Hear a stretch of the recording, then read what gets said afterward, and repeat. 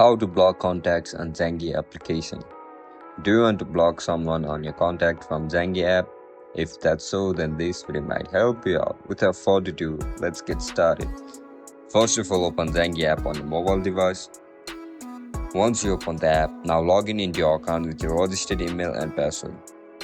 If you don't know how to create an account on Zangi application, make sure to check out our guide on how to do it.